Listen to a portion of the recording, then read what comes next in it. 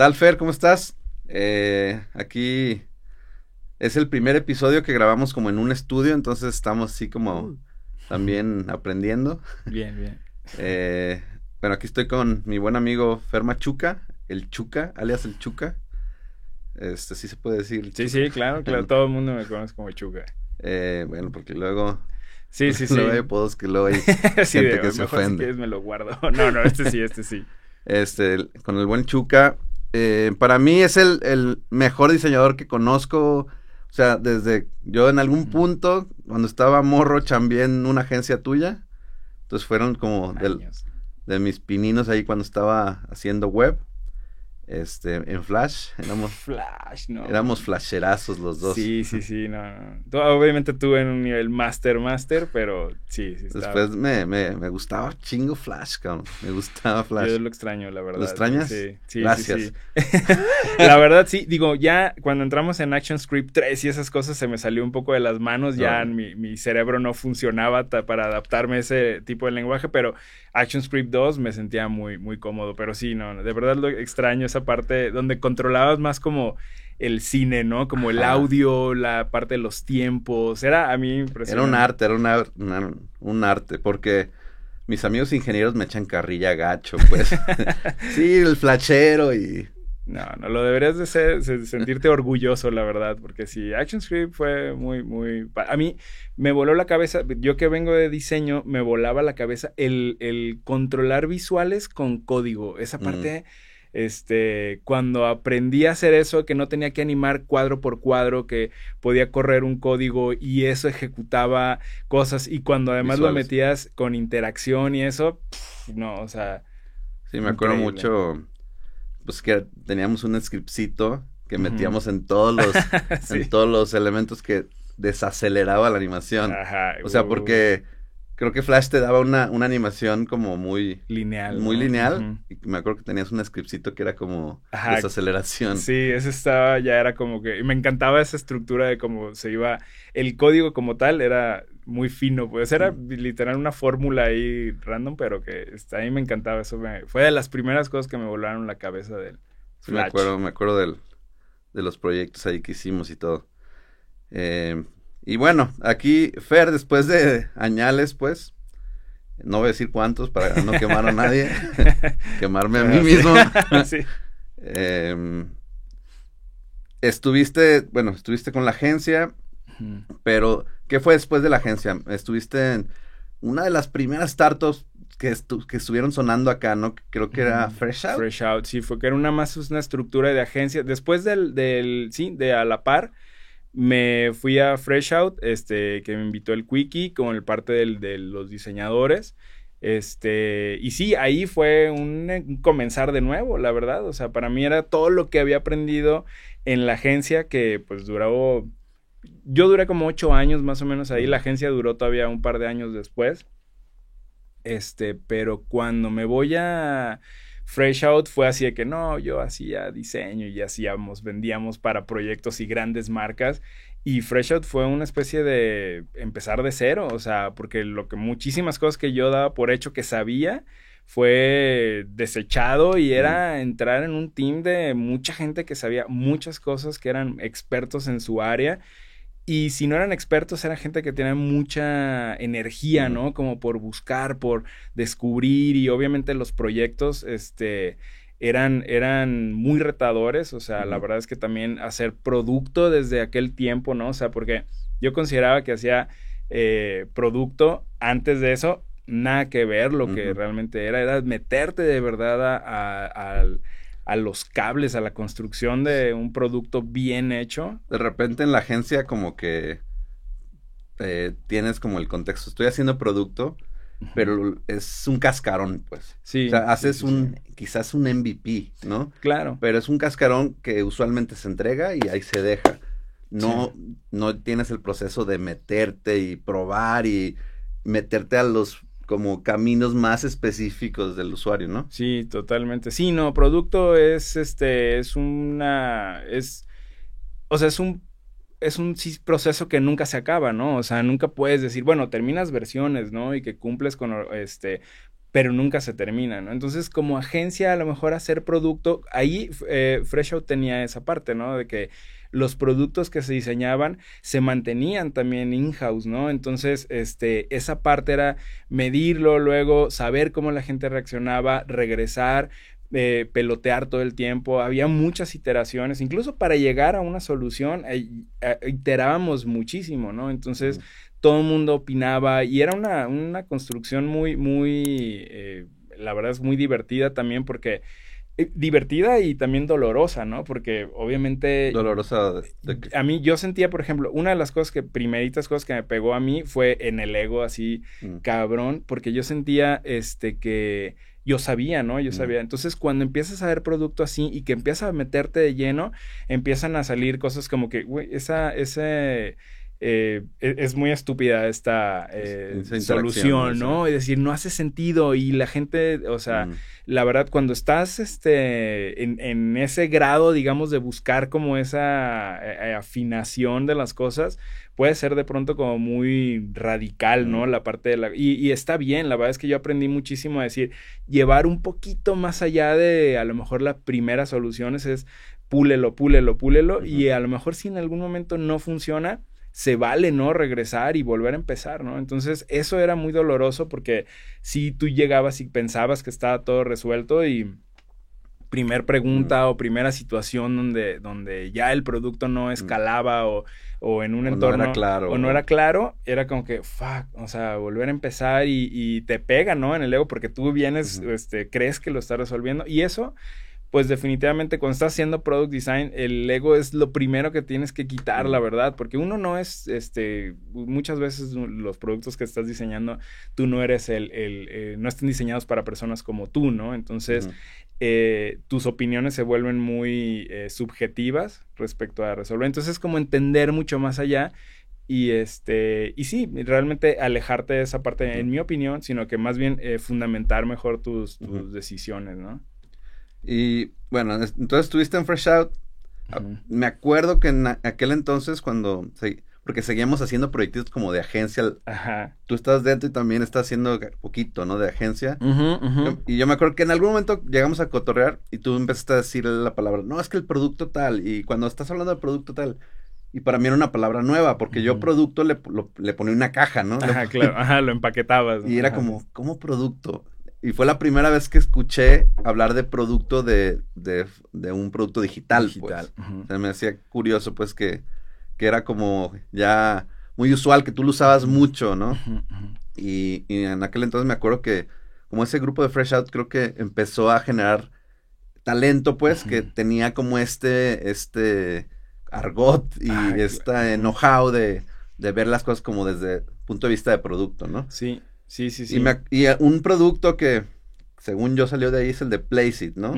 Sí. ¿Algún otro producto que haya salido? O sea, que ese Placeit, creo me acuerdo que se usaba bastante en algún momento, pues. Sigue todavía, bueno, fue adquirido por Envato, no sé, sigue estando por ahí, la verdad es que fue un gran producto. Al principio fue como muy, pues una idea de Navi de hay que hacer este rollo y fue así de que las primeras fotografías, recuerdo que me salía ya López Cotilla y las tomé así con un celular y se veía el camión, o sea, las primeras fotografías que se subieron ahí fueron literal López Cotilla y eran espacios que tenían que funcionar como genéricos. Muy genéricos, ¿no? Entonces funcionó, o sea, fue un gran producto. Después de eso, bueno, Breezy fue un producto que en algún momento años, casi nació después, antes de Stripe, perdón, se me olvida que construye Squarespace, Squarespace y que apenas empezaban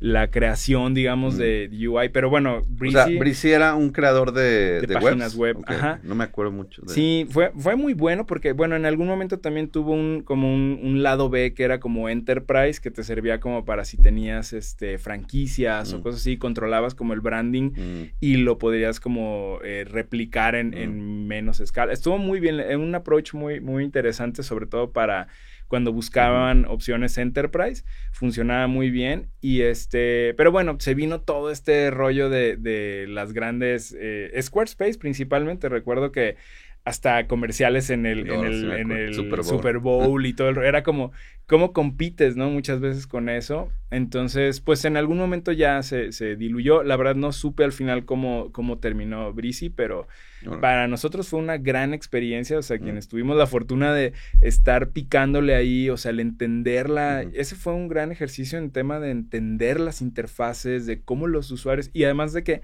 como decía ahorita, ahí sí éramos nosotros los usuarios también, ¿no? Entonces nos hacía mucho sentido el diseñar piezas que fuera además en contexto, ¿no? Antes era como que cuando diseñabas páginas tenías como que un lado donde lo controlabas y otro donde lo veías, ¿no? Y aquí no, era como todo contextual. Entonces eso tenía como... WYSIWYG, ¿cómo es? Ajá, WYSIWYG, ¿no? Ajá.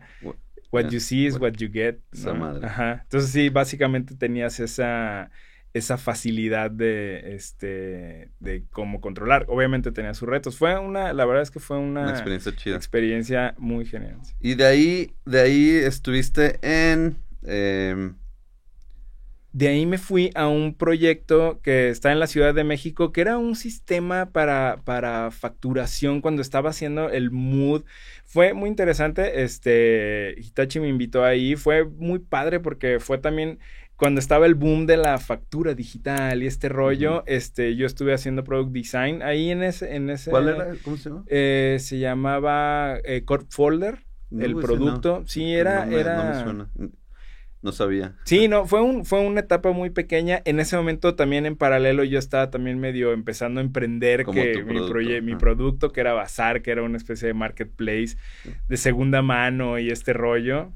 Que cuando salió Facebook, creo que... Facebook era como... Ajá, sí, ya sabía que eso estaba... Aún de todas maneras es como que dices, híjole, es un gran campo. Nicho, ajá, es un gran nicho, pero bueno, ahora veo las cosas en perspectiva y digo, todo el tema legal, todo el tema de... O sea, ya la producción dices, bueno, ya sí son temas mucho más heavies, no es tan fácil, pues decir, me voy a poner a hacer un marketplace, ¿no? O sea, tienes que tener, pues, de alguna forma. Pero sí se echó a andar, ¿no? Sí se hizo un super MVP muy sencillo, realmente, o sea, en ese momento justo yo me fui a un proyecto también con Quickie, que era como una especie también de agencia, Empatia. Estuvo muy interesante también porque hacíamos igual producto de lleno, y ahí mi intención era un poco meter también Bazar, ¿no? Pero entre todo el rollo de agencia se vuelve una locura. Sí se avanzó y este rollo, pero... De hecho, hay un capítulo en el que hablamos de agencias, ¿y por qué no tener una agencia? Sí, coincido, difícilmente podría volver a tener una agencia. Pero está cagado que... Muchos de mis amigos que ahora están haciendo producto empezaron con agencia, pues. O sea, la gran mayoría de la gente que estamos en tecnología, que yo conozco acá en Latinoamérica, han empezado con agencia o haciendo paginitas, o empezaron así, ¿no? Sí, no, está la verdad es que sí, porque te das cuenta, obviamente, la construcción de que dices, te emociona, ¿no? La parte de, llega un nuevo producto y lo haces, pero... De pronto, pues sí, lo que decías al inicio, ¿no? O sea, es solamente la parte superficial, ¿no? Es un MVP y ya, ¿no? Te olvidas de eso. Ya después dices, no, es que meter más profundo en eso... Es donde está el aprendizaje. Exacto, real, ¿no? Sí, exacto. Es donde te empiezas a topar con muchas... Si eres una agencia que realmente te metes, como lo que hacían estas agencias, te metes y pues adoptas de alguna forma el producto, es más fácil, ¿no? Pero de todas maneras es difícil. Ajá. Que te da el tiempo. Sí, no, las personas de pronto manejar teams que están divididos en diferentes proyectos es complicado, la verdad. Y bueno, al final, y la presentación se extendió, pero el punto es que ahora estás en Kong, pues. Kong que bueno, es un unicornio, o sea, que es $1 billion, que muchos, pues aspiran, obviamente, a llegar a tener a fundarlo, pero el hecho de estar ahí desde el principio, pues, como early employee y irte a lo mejor hasta el IPO, la neta es un caso de éxito bastante chido, pues, bastante importante, y que no suena mucho, pues. O sea, yo porque te conozco y nos has platicado en cortito, pero no no suena, pues, y es algo chingón, pues. Ajá. Nosotros creemos que es como es un producto, como además es muy nerd, realmente tocas los cables de atrás de todo este rollo. Platícanos qué es más o menos Kong. Kong originalmente nació como un API management, donde si tú tienes una aplicación o eres un corporate donde gestionas muchísimas APIs, pues de pronto se pierde visibilidad, ¿no? En eso. Entonces, Kong lo que empezó a hacer es que te provee una tecnología donde tú empiezas a tener visibilidad respecto a todas tus APIs, le agregas layers de seguridad, le agregas layers de análisis, y la verdad es que está muy, muy perro. Realmente resuelve un problema para corporates gigantes que realmente quieren, o pequeños startups, ¿no? Está el API Gateway, que es totalmente gratuito, es open source, y hay una comunidad construyendo alrededor de eso. Bueno, ahorita más adelante nos platicas un poquito de eso para ver cómo una startup puede aprovecharlo, ¿no? Claro. Sí. Esa parte, bueno, entonces, bueno, con Kong puedes controlar y realmente tener visibilidad. Ahorita la visión de Kong es más convertirse en una plataforma para las plataformas, ¿no? Entonces, una plataforma que realmente te permita tener esos controles mucho más como sofisticados sobre APIs, desde diseñar tu API, desde que dices, ok, quiero resolver o tengo este servicio que quiero hacer. Entonces, el diseño, desde esa estructura, desde que lo pruebas, incluso se ha agregado unos layers de AI también ahí. Si tú quieres probar de pronto AI con tráfico fake o con ciertas características, o sea, AI te puede probar, ¿no? El diseño de tus APIs. Entonces, diseñas APIs finas, ¿no? O sea, entonces, y las mandas al universo de Kong, donde pues todo se conecta. Kong de alguna forma se ha también enfocado a ser muy flexible respecto a las plataformas donde los corras, ¿no? Si lo corres en AWS, jala bien, se conecta con Azure, o sea, de alguna forma todas las tecnologías se están soportadas. Entonces, eso lo hace muy flexible y bueno, de alguna forma, pues ha sido reconocido, porque ya sabes, estos análisis de Gartner y todo este rollo han posicionado por unos 3, 4 años a Kong como los innovadores, ¿no? En este tema. Entonces, el innovar en un entorno que, pues, además también está competido, de pronto, cada vez empieza a salir más API managers, ¿no? Es donde dices, y brotan, y dices, está interesante porque obviamente el mercado empieza a ser inmenso, ¿no? O sea, con todo el AI o sea, necesitas tener unas plataformas que sean, o por ejemplo, ahí en Kong se están diseñando formas de probar, por ejemplo, AI, donde dices, tú como organización, si tú gestionas todas tus APIs desde ahí, entonces puedes controlar qué tecnologías pueden estar implementando, decir, bueno, no sé, a lo mejor tu team de China no puede correr, no sé, ChatGPT, pero puede correr otra tecnología que a lo mejor es más funcional. Entonces, no te limita a decir, nada más vamos a usar ChatGPT y ya perdemos un mercado. Entonces, desde las APIs, desde el core, tú controlas toda la innovación que puede tener tu empresa. Entonces, se ha vuelto empezó desde una API hasta estas plataformas que ya te permiten, pues sí, controlar todo el tráfico de información. O sea, es impresionante. Y bueno, tú eres director de diseño del branding. Ajá, o sea, literal un poco como la historia. Cuando yo entré a Kong, no era Kong, era Mashape, era un pequeño startup. Mashape, era un pequeño startup, creo que yo fui el empleado 18, 20, siempre nos peleamos justo con el del 20 y el 18. Digo, yo soy... Entonces, Ananta, que es de la India, siempre nos peleamos sobre eso, pero esa parte era como...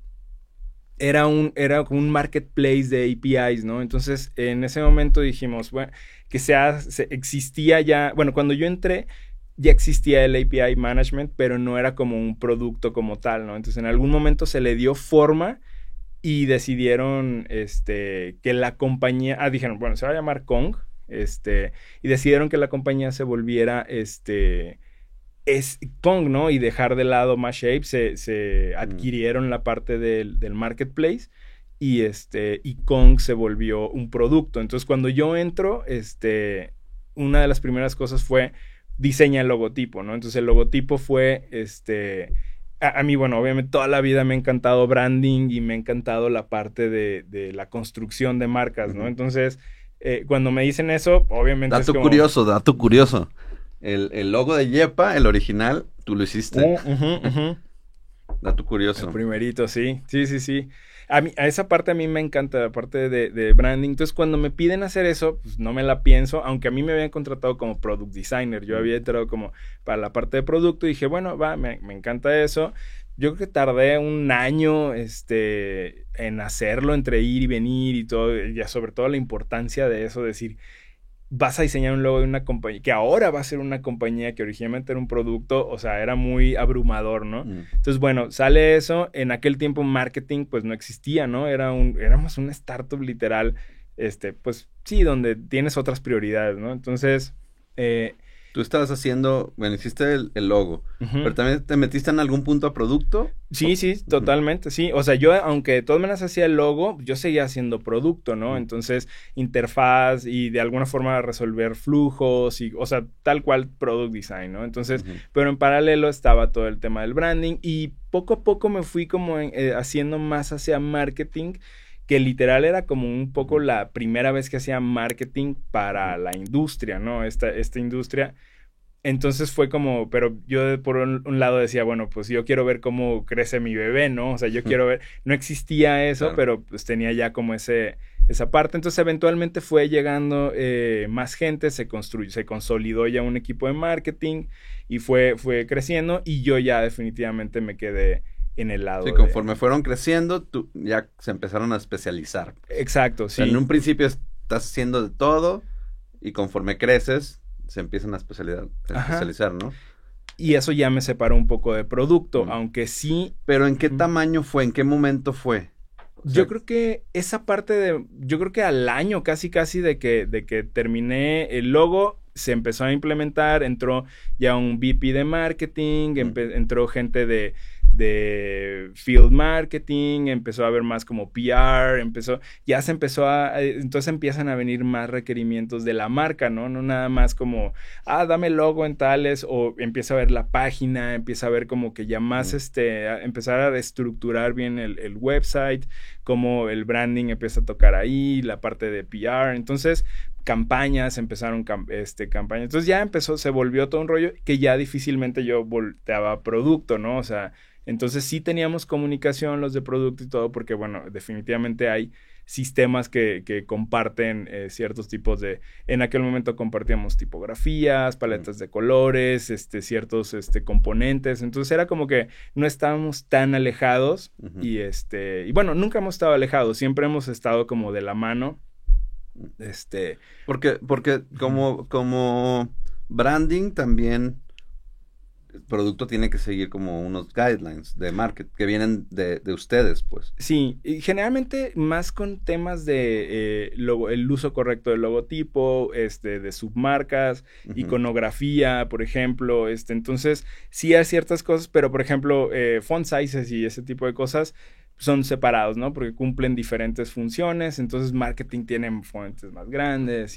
Pero las fuentes, por ejemplo, ¿es una sola fuente o son varias fuentes y cómo las aplican en producto o en marketing o en diseño? Originalmente solamente teníamos una fuente que era Roboto. Roboto, sobre todo por el producto, también está diseñado en Roboto y era la que legalmente nos permitía, como Kong lo puedes correr, internamente o sea, tú puedes instalarlo como tal, entonces requerías tener una fuente que pudiera ser embebida y todo el tema legales, entonces nos fuimos por Roboto, que cumplía con todas las características, por un lado estéticas y de pronto técnicas, entonces funcionó en algún momento, pero conforme fue evolucionando hace quizá unos 3 años, se decidió mover hacia a separar las tipografías, y bueno, nosotros conservamos Roboto sobre todo porque hacemos muchas presentaciones o keynotes y cosas así, entonces esa Roboto pues está disponible para todos y nos permite ser como consistentes, ¿no? Porque es como muy común y es web font y es Google, de Google, y entonces están los Google Slides, es como muy... Exacto, es muy flexible y abierta. Y es open source. Y es open source, entonces está muy bonita. Definitivamente ya estamos por ahí echándole un ojo a hacer una evolución de la fuente, pero bueno, ya en estos niveles un cambio tipográfico tienes que mover muchísimos puntos, ¿no? Entonces, sí ha sido un poco como complejo ya hacer un movimiento así, pero bueno, se está planeando. Irlo haciendo gradual. Sí, exacto, y además que no sea tan radical, ¿no? Incluso hace poquito hicimos un cambio de logotipo donde fue una modificación muy simple en el logo donde, por ejemplo, el logotipo originalmente fue construido como el valor principal de Kong era como que puedes separar, eran como los microsistemas, ¿no? Era la evolución de cuando tenías el monolito de todo en una base de datos, y entonces se fue evolucionando a microsystems, donde ya empiezas, cada sistema tiene sus propios APIs y se conecta. Entonces el concepto de Kong fue hacer un logo que fuera separado en piezas, que cuando lo unes, pues es un todo, ¿no? Pero igual siguen siendo individuales. Entonces, un poco como eso, por eso es que son 4 piezas, y de ahí fue que, y cada pieza tenía su color, ¿no? Pero conforme fuimos avanzando en la tecnología, pues eso se fue entonces como que ahora se diluye más, ¿no? Ahora tienes service mesh, o sea, cosas como mucho más, complejas. Entonces de ahí fue que decidimos que fuera como un degradado, ¿no? Que uniera todo y cada uno está como que aún así son muchos más colores, ¿no? Entonces de ahí fue un cambio muy sutil, ¿no? Y es tiempo todavía que seguimos viendo que gente en otros lados sigue utilizando, por más que hicimos campañas y sigue habiendo como es un cambio muy sutil, realmente hay gente que a veces ni lo ha percibido, ¿no? Entonces eso nos ha costado trabajo poder resolverlo, y pues me imagino una fuente, o sea, es todavía más cañón, ¿no? Entonces, dijiste que el producto ya no usa roboto. ¿Por qué? Creo que fue una decisión más creativa que funcional. El director de diseño de aquel tiempo de producto decidió irse a Inter. ¿Sabes? Cuando estuvo ese trend de todo se iba a Inter. Fue trends, como... ¿no? Sí, Montserrat y luego sí, ¿no? Y ahorita está la de Vercel. No recuerdo cómo Barlow, se llama. No, hay una Barlow que la he visto mucho. No recuerdo. Sí, bueno, ya sabes, hay esos... Ya sé cuál es una más redondita. Ajá, está muy bonita, pero bueno, definitivamente no... Y yo creo que fue un poco esa decisión, sobre todo porque estaba el tren de Inter por todos lados. Y digo, no se ve mal, definitivamente funciona, es un muy buen producto, pero a mí sí dije, ay, no, estábamos todo era como que unito, ¿no? Sobre todo cuando estás en tema de la consistencia, de que eso importa en el tema de marca.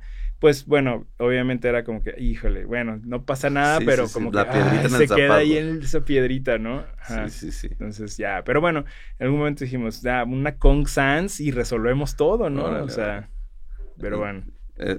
Y lo estás empujando para que una Kong Sans. Una tipografía o sea, construirla es también una buena inversión, la verdad, hacerlo bien y te toma un tiempo, pero sí, definitivamente sí es como que cada año cuando viene nuestra cartita al niño Dios del tema de directores, es como, güey, a ver, a mí se me antoja un Kong Sans, ¿no? Entonces como que ahí siempre está esa cartita. Órale, entonces, actualmente tu función principal es... o sea, en el día a día ya tienes un branding más o menos definido, ya tienes como, no sé, colores, tus guidelines generales. Sí. En el día a día, ¿qué es lo que hacen con eso? O sea, ¿cómo es el día a día de tu equipo, pues? Generalmente son como muchos pilares, ¿no? Por un lado está el tema de campañas, por ejemplo, ¿no? O sea, que es decir, al cuarto, decimos, sacamos 4, 5, 6 campañas, y bueno, todas esas campañas deben ser consistentes con la marca, revisar que, bueno, todo eso funcione en todos los tamaños. Hay sistemas que se contratan como para decir, oye, vamos a hacer esta producción y va a ser animada. Incluso hay guidelines para animación, muy simples que hemos diseñado, pero que nos ayudan como para escalarlo, como ese tipo de lo que decíamos al inicio, ¿no? De que sea muy sutil las transiciones. Eso tratamos de estandarizarlo y que pudiese ser como escalarlo. Entonces, o sea, ese tipo de funciones, bueno, son importantes. Y bueno, las campañas. Luego, por ejemplo, web, ¿no? O sea, generalmente webs funciona para muchos tipos de equipos incluso internos, ¿no? Es decir, todo el tema de educación, ¿no? Entonces, eso requiere como estar desarrollando flujos para educación. ¿Y usted lo hace? ¿Ustedes hacen los flujos? Nosotros hacemos los flujos. Ivonne, que es parte de mi equipo, ella está en San Francisco, ella es una experta así en UX, que ella realmente ya está más clavada en web. En web, totalmente. Entonces, ella tiene su propio sistema como de UI y todo el rollo, que es como un microsistema que depende también del de branding, ¿no? Entonces, del de branding, dependen varios microsistemas que bueno, por ejemplo, el de web es un macro sistema, pero está un sistema para ilustraciones, hay un sistema para diagramas, sistema para presentaciones, por ejemplo. Entonces, todo ese tipo de cosas se controlan. Entonces, por un lado, podemos estar en un día estamos diseñando una campaña, que esa campaña, el paquete completo es para destinarlo a un ebook, ¿no? O sea, se está diseñando, por otro lado, un ebook que incluye, pues, diseño editorial, ilustración, diagramas y toda la investigación, que nosotros no nos metemos en copy, pero de todas maneras hacemos mucho editorial también ahí, ¿no? Entonces,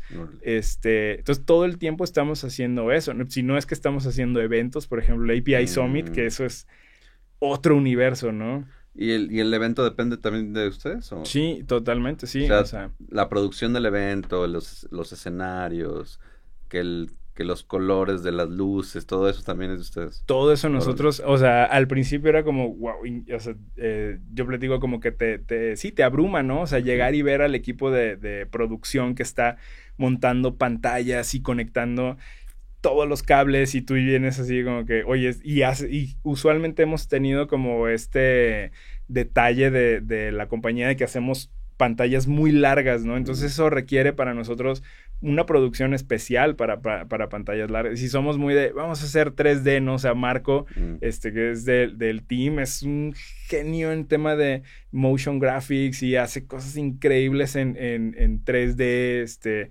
entonces, pero eso requiere decir, oye, vamos a hacer un render en este formato.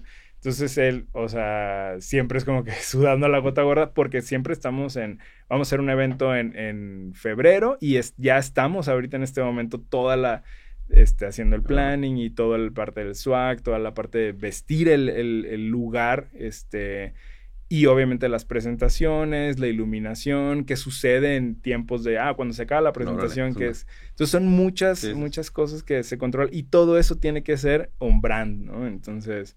Oye, Fer, ¿y cómo fue el proceso de llevarlo desde que estaban siendo una startup pequeña, que no tenían a lo mejor guidelines definidos y a lo mejor estaban descubriendo y están experimentando a lo mejor, ¿no? Como explorando diferentes caminos.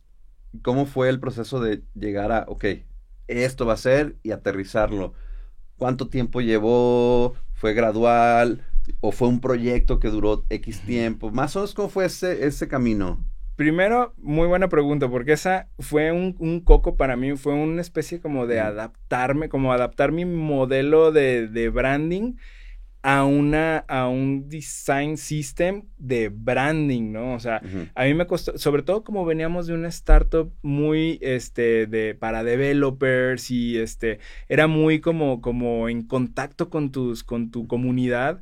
Entonces, yo estaba un poco renuente a encajar todo dentro de un guide, un brand system que tuviera como que esa rigidez. Y yo era muy experimentemos esto. Ahora descubrimos esto. Y en una playera viene y experimentemos. Entonces, todo el tiempo era como que una constante experimentación. De decir, aunque sí había el branding y todo el rollo, yo me tomaba muchas libertades vamos a hacer un póster que tenga estos efectos y eso estaba padre, la gente lo admiraba en cuestión de los productos, ¿no? Decir, qué bonito, qué chido, o sea, había mucho como feedback, pero la parte de cuando queríamos escalar o cuando una persona se integraba al equipo, o cuando alguien de otro lado pedía algo, era siempre una especie de empezar de nuevo, ¿no? O sea, no era como que ya teníamos cosas prehechas. Entonces, cuando empieza a escalar esto, que empiezas a tener mucho más personas a las cuales darle soporte, o viene gente de otras compañías que, en AWS teníamos esto, ¿no? O en tal empresa hacíamos esto, y que vienen con sus ideas y que tú dices,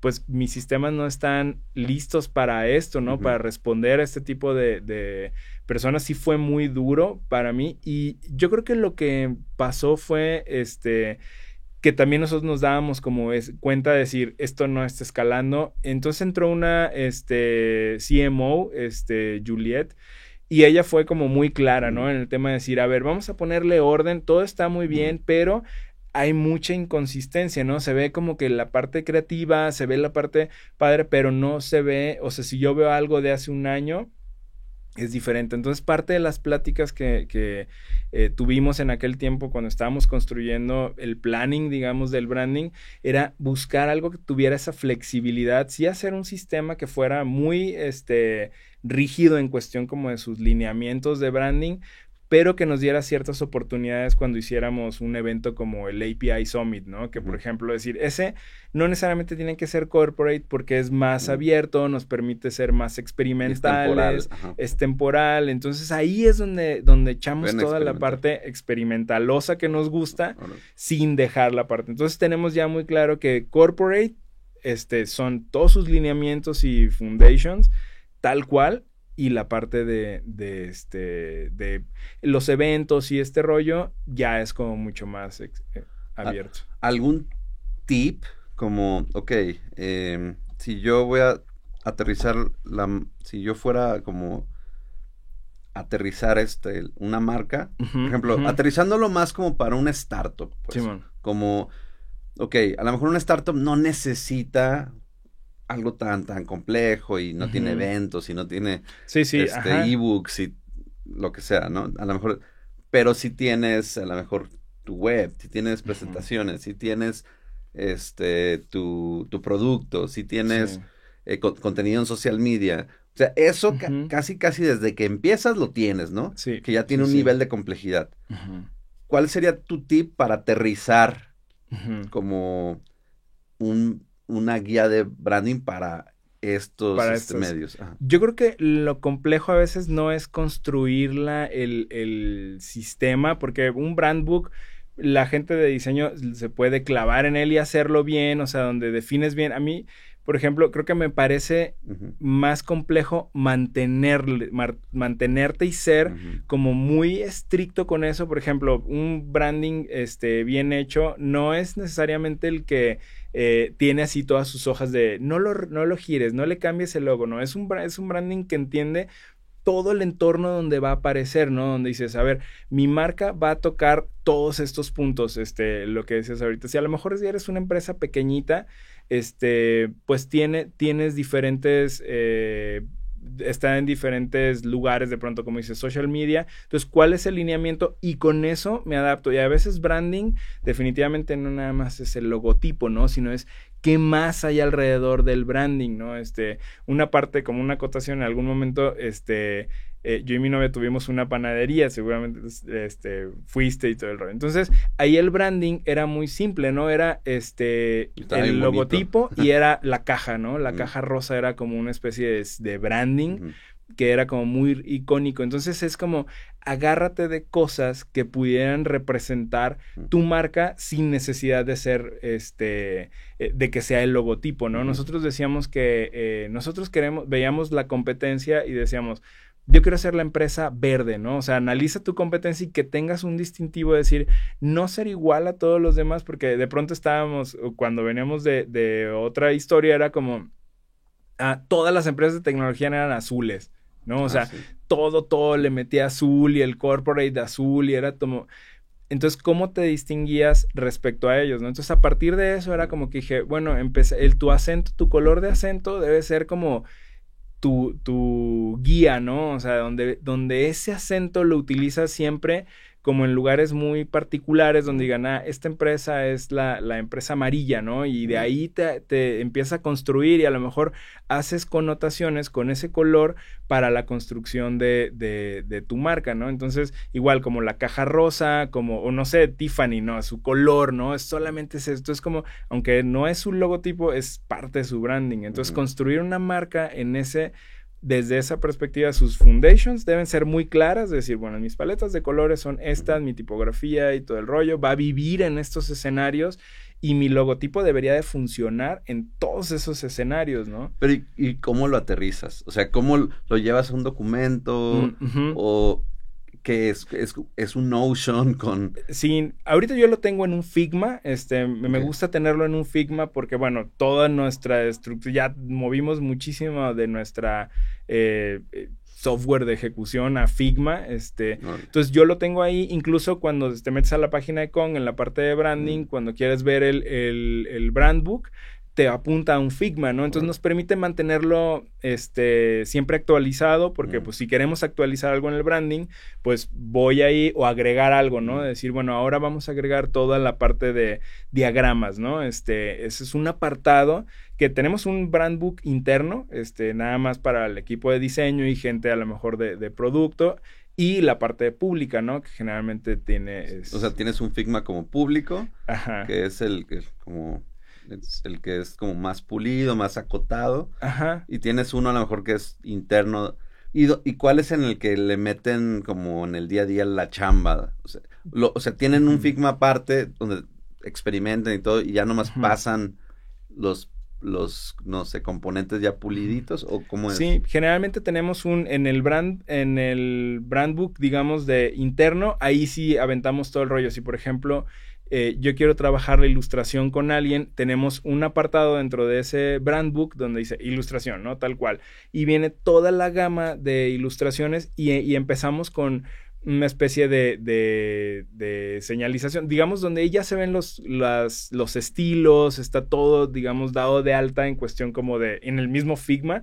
Entonces ya sabemos que los degradados, los grosores, el estilo incluso como tal ya está definido. Entonces realmente y eso generalmente no es público, eso no le sirve a nadie la información. Entonces es nada más interno, es por ejemplo en ilustraciones, diagramas, toda la parte pública, digamos, de decir cuáles son los covers de social media, cuál es como el estilo de social media. Entonces que ese es otro rollo, ¿no? Controlar, es una persona que está aparte nada más generando contenido para social media, y vemos que funciona incluso en social media, que de pronto decimos, pero no funciona esto en campaña, ¿no? Cosas así que de pronto, por ejemplo, en social media, poner intros o outros de tu branding es como nadie te va a ver, ¿no? Si agregas ese tipo de cosas, pero hay contenido que sí, por ejemplo, ya cuando quieres ver un video de una entrevista, bueno, ahí sí funciona bien un intro, por ejemplo, eso es algo que también tenemos documentado, ¿no? Los intros de video,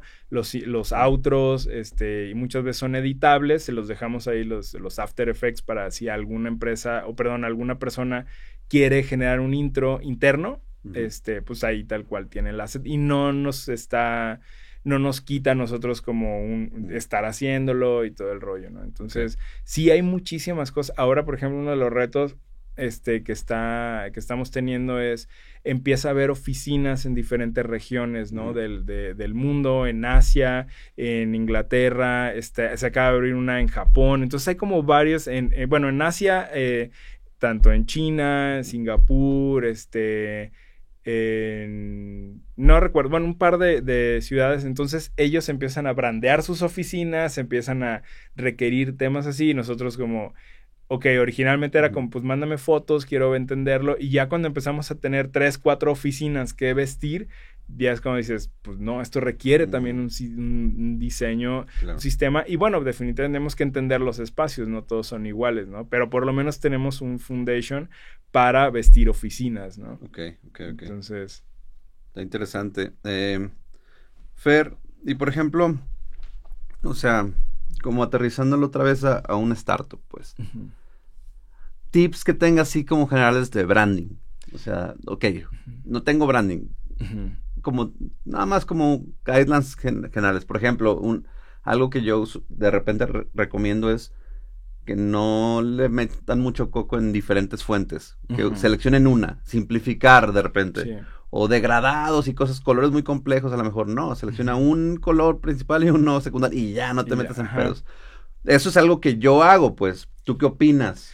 Yo creo que, bueno, depende también del tipo de producto, pero para mí sí, definitivamente entre menos complejo puedas tener y empezar menos con más, digo, con menos elementos que tu marca tenga. Sí, obviamente el tema del acento es importante decir, bueno, me costó trabajo llegar a ese rollo de decir, bueno, ¿cuál es mi acento, no? Y te lleva... ¿Acento te refieres al color principal? Ajá, es tu color principal, ¿no?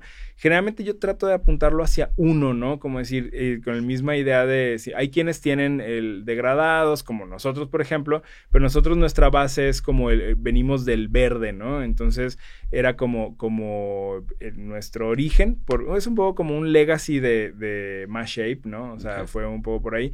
Pero decir, el encontrar ese acento te hace uno resolver muchas cosas que no necesariamente si tu acento es rosa, no quiere decir que toda tu página sea rosa y todo el tiempo, o sea, sino puede ser, no sé, un negro, pero ciertos call to actions pueden ser rosas o entonces como que lo más importante, ¿no? Donde va a ser el sign up, ese es tu botón rosa, es lo que representa tu marca. Entonces puedes usarlo en fondos, cosas así, pero para mí es importante el llegar a esos tonos. Y sí, definitivamente tipografía, si te puedes quedar con una, o sea, 2 ya hasta es demasiado, ¿no? O sea, la verdad es que una funciona muy bien. Lo que también comentábamos al inicio, decir, busca que esas tipografías estén disponibles en Google Fonts o cosas así que a lo mejor te permitan ser consistentes cuando quieras hacer una presentación, o digo, si lo tienes en PowerPoint, pues está bien, ¿no? Pero si trabajas en Google,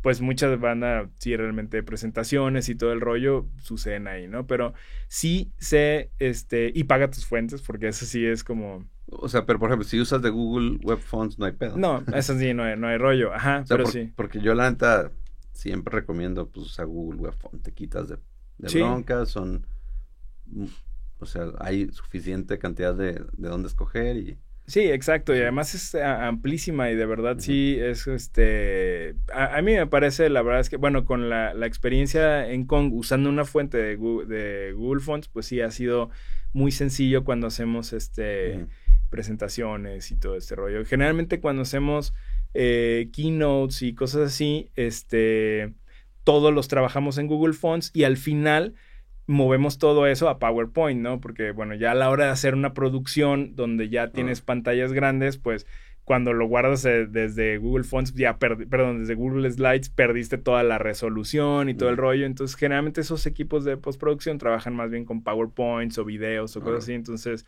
pero para trabajar, sí, funciona muy bien trabajar todo el mundo en conjunto. Ok, está chido. Sí, pero bueno, ese es el tema de branding.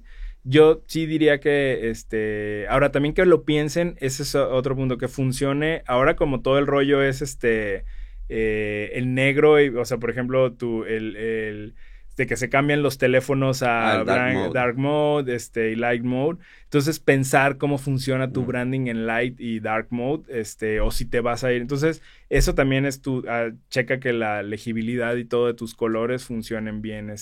Hay muchísimas aplicaciones. Colorable es una aplicación que a mí me gusta usarla como para, para probar si es legible o no un color sobre otro. Y pero hay chorro mil de aplicaciones. ¿Recomiendas usar templates? Para iniciar. Sí, 100%. O sea, no te pierdas en construir todo desde cero. Al contrario, es como decir, si ya existe algo que te acerca 50, 60% y más si estás empezando, o sea, claro. Sí, Oye, sí. AI. ¿Usan AI en Kong? Yo lo uso para como conceptos.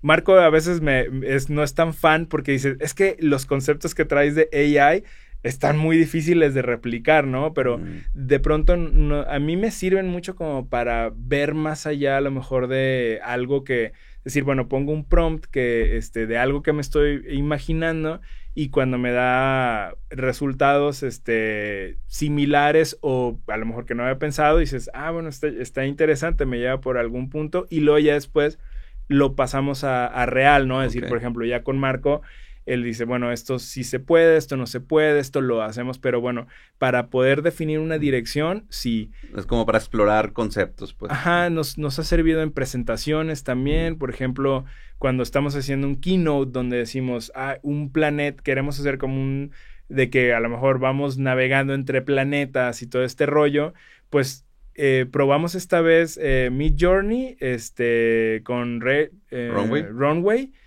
Así hermoso, o sea, de verdad fue Alex, que también es parte de mi equipo, se aventó unos experimentos geniales con Runway y es como, güey, o sea, ya estamos viendo comerciales de gente que ya está haciendo cosas por ahí, entonces es un poco como queremos explorar el tema de AI, no estamos para nada cerrados, al contrario, es parte de cuando hacemos presentaciones o por ejemplo cosas que le importan al C-level, ¿no? De la compañía, o sea, necesitas estar como innovando, ¿no? Entonces, parte de esas exploraciones es cómo podemos innovar en diseño, cómo podemos innovar en video, ¿no? Entonces, o cosas así, entonces... Oye, super. Fer, ¿y social media o sea, haces tú el social media de Kong? No, nada. O sea, pongo lineamientos o ponemos, por ejemplo, hacemos incluso recomendaciones, ¿no? A veces no todo lo que sale ahí es como que somos super fans, pero es como decir, oye, detalles como, la tipografía no está bien implementada o la animación está como rara. Puede ser, pero no, nosotros no controlamos... Cuando es un momento como decir, bueno, ahora que fue lo del las Series E del funding para Kong, pues sí, nosotros hacemos toda la comunicación, pero ya es como... ¿Series E? Ajá. Sí, entonces eso ya fue como que ya nosotros ya creamos como parte de una campaña, ¿no? Pero para el día a día, no, realmente es una chava que está full sobre y es eso. más del equipo de marketing, ¿no? Sí, totalmente, marketing. Sí. Ella es parte más bien del team de communications, ¿no? Más como PR y todo ese tipo de estructura. Ajá. Ok. Bueno, y para cerrar, Fer, o sea, ¿cuál es como tu, no sé, tu reflexión en cuanto a...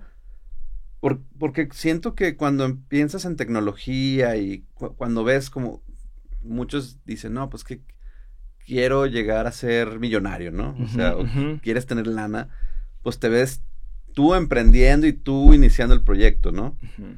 Pero se me hace como bien valioso que no tiene que ser así, pues, o sea, estás de acuerdo en que, pues, hay veces que no, o sea, ¿qué tan fácil fue para ti desprenderte del lado emprendedor? Porque pues, tú eres emprendedor y decir, pues, le voy a apostar a este camino que es, otro es como, a lo mejor como empleado, como... Sí, claro. Como el proyecto de alguien más, ¿qué tan fácil fue para ti? Y si hoy ves parte y dices, no, estoy 100% como seguro de que fue una buena decisión, porque tuviste éxito, pues, sí, ya tuviste éxito, entonces a lo mejor puede ser fácil decir, no, sí tomé la buena decisión, pero a lo mejor no, a lo mejor te quedaste con, me hubiera gustado emprender y llevar bazar o alguna otra cosa, ¿no? Sí, claro, híjole, no, es que emprender definitivamente es algo, son palabras mayores, o sea, de verdad hacerlo como tal, o sea, lo viví un poco con este proyecto de la panadería que lo veíamos un poco como startup, como que vender en línea, como la simplificación de que, güey, no existen panaderías que pidas, te metas en tu teléfono, pidas el pan que hay, que además todos los días cambiaba, había como esa flexibilidad y me quitaba un poquito esa sensación, aunque no está de full, me encanta emprender, definitivamente la parte de encontrar un problema, resolverlo y ejecutarlo es maravilloso, ¿no? A mí me encanta, pero el mantenerte de nuevo, eso es como lo más rudo, ¿no? Entonces... ¿Qué pasó con Panettiere? Ajá.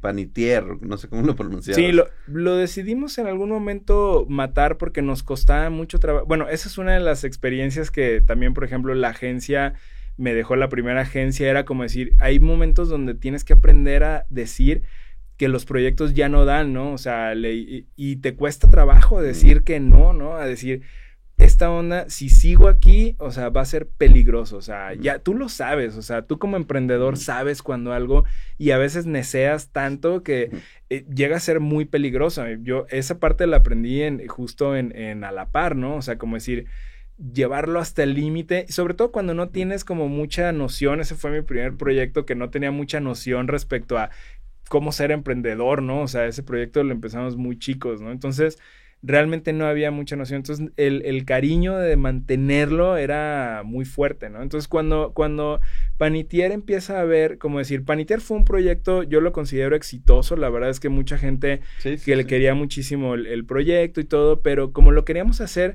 así todo hiper legal, ¿no? O sea, cero mordidas, cero... La infraestructura así bien aprobadita, así por todos los expertos en gas, protección civil, o sea, todo lo hicimos bien, ¿no? O sea, pagamos todos nuestros temas de la limpieza, todo el rollo era un... Entonces eso hace que un proyecto sea muy caro. Si queríamos, nunca sacrificamos el tema de la calidad de los productos, cosas así, ¿no? Entonces...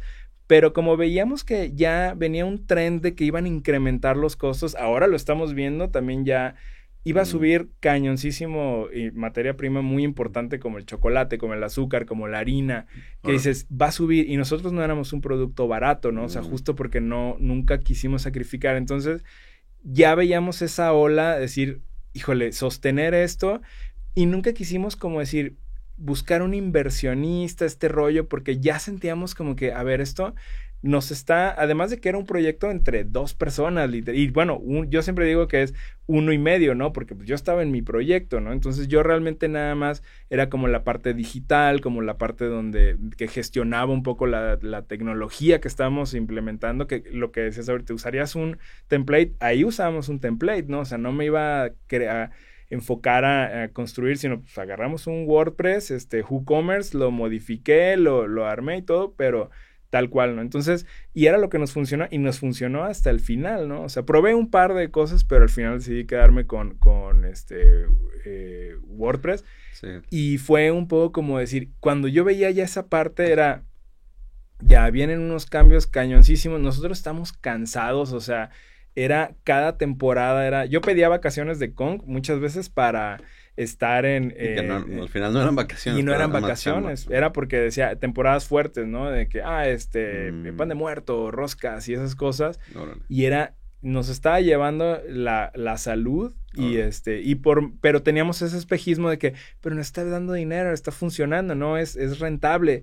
Pero por otro lado era como que, güey, o sea, viene esta ola y dijimos, no, la verdad es que por lo sano, este proyecto tiene que parar. Sí, ya estábamos cansados, la verdad es que, y estábamos con ese espejismo de decir, no, funciona, ¿no? Y era como que, pero no queríamos ya inversión. Fue algo muy parecido a Fruitify.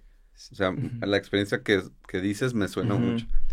También estaba cansadón y igual, o sea, pudimos haber metido más lana y seguro pudo haber sido más exitoso, pero también el estar cansado, Sí, ya pierdes la esencia. Decíamos, decidimos hacer este proyecto porque queríamos hacer algo divertido, creativo, que se volviera algo, que nos llenara, que nos nutriera, ¿no? Todos los días ver a las personas, toda esa parte era como mágico, pero igual, ¿no? Es un espejismo, ¿no? Al final de cuentas ya no nos estaba divirtiendo, o sea, el core para lo que estábamos haciendo ya no era como que, o sea, nos costaba trabajo ya inspirarnos, ¿no? Okay. En decir, esto, entonces sentíamos como que ya era emocionalmente íbamos ya en picada, entonces dijimos, ahorita que estamos sanos, que estamos... bien, tenemos un buen prestigio, estamos jóvenes, o sea, vamos a terminar esta onda por lo sano, vendamos todo, no tenemos urgencia de hacer. Entonces cerramos y la verdad es que yo no me arrepiento en absoluto. Ha sido, yo ahorita sí digo, hice un proyecto así de panadería o de ese tipo de cosas, digo, no, a lo mejor la cuestión de vender en línea y eso fue súper chido, la verdad es que sí fue... Cómo gestionar también todos esos flujos me llenó todas las barritas de aquel tiempo de estar haciendo producto y eso. Entonces fue ahí rascabas tu necesidad de emprender, de hacer producto, de hacer branding, de experimentar. Entonces a lo mejor por eso no lo sentías tanto Sí, no. Pero volviendo al tema de Kong, o sea, tú estás conforme con haberte quedado e ido por ese camino, pues no. Sí, 100%, ¿no? La verdad es que yo estoy muy, muy feliz con Kong, o sea, me ha tocado, pues, obviamente, toda esa historia, digamos, de construir desde startup, esperemos que IPO en un par de años, entonces ha sido todo ese crecimiento para mí, yo no lo he visto como algo es su proyecto, o sea, yo me siento parte de ese proyecto, ¿no? O sea, yo me identifico constantemente con eso, bueno, todo el tiempo, porque siento que es como, y siento que todo el team, a pesar de que bueno, pues se han agregado por los años, pero que un team... Y también el logo y el branding es parte, pues, del alma, pues, o sea, lo ves todo el tiempo, ¿no? Sí, claro. Entonces es parte tuyo, pues. Sí, por supuesto. Entonces sí, yo la verdad me siento que tomé una decisión, chida en decidirme a moverme a ser empleado, ¿no? O sea, desde... Sí, porque a lo mejor se escucha así como, o sea, de repente lo escuchas como siendo emprendedor, el decir soy empleado, te cuesta un poquito. Sí, claro. Pero la neta es que es bien válido, pues, y yo creo que mucha gente se acerca y me incluyo, pues, emprender, y le sufres más y en mucho tiempo pues no haces lana y a lo mejor cuando cedes un poquito de eso te empieza a ir mejor, ¿no? Sí, exacto. Mucha gente que dice, soy empleado y estoy pensando en emprender y no sé qué, es como, amigo, piénsatelo un poquito más porque, o sea, obviamente emprender, puedes hacerlo en paralelo, ¿no? Y poco a poco vas viendo si funciona o no, o algo le vas dando su tiempo y tienes ciertos indicadores. No quiere decir que una cosa esté peleada con la otra, ¿no? Hay muchísimas personas que lo hacen así y eventualmente brincan, ¿no? O sea, pero... Lo que le peleó a Javier, mi socio del podcast, que ya no me pelea, Nel, si vas a emprender es full time y hardcore. Le digo, no necesariamente, pues, puedes irle dando side y gradual y cada vez hay más chances también con el AI y con la tecnología. Sí. Cada vez te da más chance de ir avanzando un proyecto a la par, ¿no? Sí, la verdad es que sí, también recuerdo en los Hackers and Founders esa era una primera regla. Si quieres emprender, o sea, tiene que haber mínimo una persona que está full, ¿no? O sea, en ese proyecto. Y sí, o sea, tiene sentido. Yo la verdad es que siento que puedes tener, o sea, no tiene que ser todo blanco y negro, sobre todo porque pues también hay muchos casos de éxito de gente que lo ha hecho así. Entonces no creo que haya una fórmula, creo que definitivamente, lo que sí tienes que tener es amor por lo que vas a hacer, ¿no? Por lo que vas a resolver. O sea, si vas a hacer de verdad tienes que sentir esa pasión, porque hacerlo nada más así vas a desistir luego, ¿no? O sea, sí te tiene que gustar ensuciarte las manos, porque eso es lo que vas, y todo el cuerpo, porque la verdad es que emprender es eso, ¿no? Sí. Y la mente. Te vas a ensuciar, sí, la verdad, la conciencia muchas veces. Pero, pues, muchas gracias, Fer, por venir. A ver si lo hacemos otro. Yo encantado. Chido, ahí, pues, sabes que hay mucho, te respeto mucho, la neta, pues desde morros, pues nos ha tocado encontrarnos ahí en varios proyectos y bueno, no sé, como ese ojo que tienes de diseñador, creo que es difícil tenerlo, tienes como no sé, como un rollo medio subjetivo, pero muy, muy fino, que la neta está chido. Y pues nada, un placer y pues aquí estamos viéndonos. Muchas gracias, Rafa. No, de verdad, un placer. Qué chido, pues mucho éxito con este podcast. La verdad es que está muy interesante, sobre todo la parte de decir, vas directamente hacia gente que estamos en las mismas, ¿no? O sea, entre Y es bueno de pronto encontrar personas con quien llorar en el hombro o celebrar, ¿no? Entonces, qué chido, mucho éxito con este proyecto y igualmente muchísima admiración, la admiración es mutua, entonces mil gracias, Rafa. Chido, Fer, gracias, pues ahí estamos. Chido. Nos vemos en el próximo episodio. Gracias.